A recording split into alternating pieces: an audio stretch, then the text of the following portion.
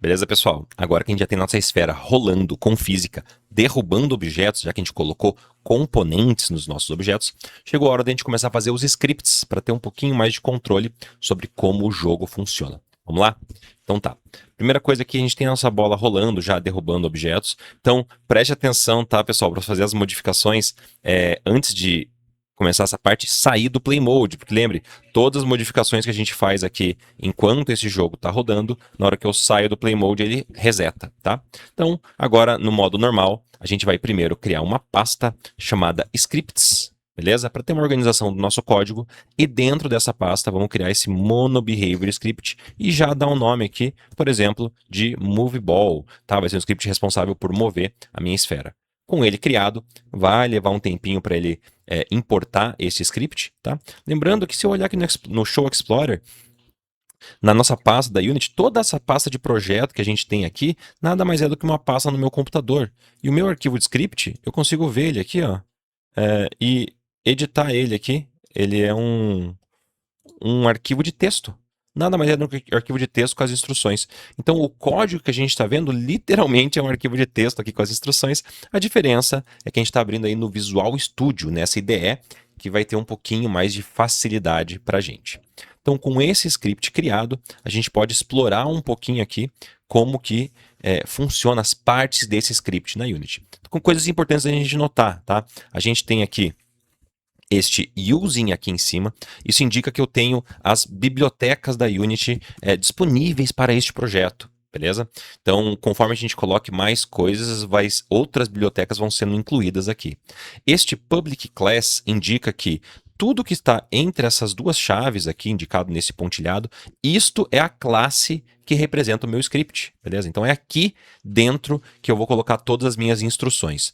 Além disso, eu tenho duas funções já prontas, a função de start, que a própria Unity chama uma vez quando eu dou play no jogo, e a função de update, que acontece uma vez por frame. Então, apenas para testar aqui se isso está funcionando, eu poderia, por exemplo, colocar aqui, ó, transform.position recebe a new vector tree, e vamos dizer que eu quero uma posição inicial 0, vamos colocar 0, colocar menos 10 no Y e 0 no Z. Minha bolinha começar para cima do mapa, tá? Então, quando essa função for executada, a primeira coisa que meu jogo vai fazer é mudar a posição deste objeto para a posição 00.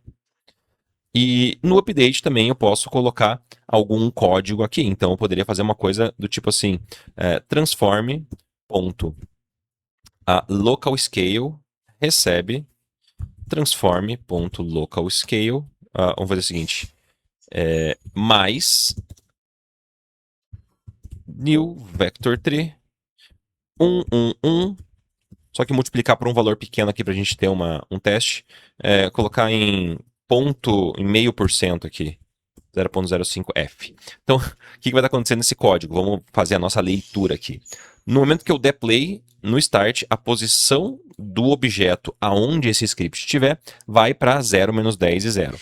E no update, uma vez por frame, o valor deste local scale vai mudar para o que ele já tinha antes, mais este vetor 111, porque esse local scale ele é um vetor de 3 direções, tá? Um vetor com x, y, z, multiplicado de 0,05f, ou seja, vai ser 0,05 em cada um desses eixos, tá? Então ele vai mudar de um valor pequeno aqui no seu valor original. Então vamos ver como é que isso se comporta aqui no nosso jogo.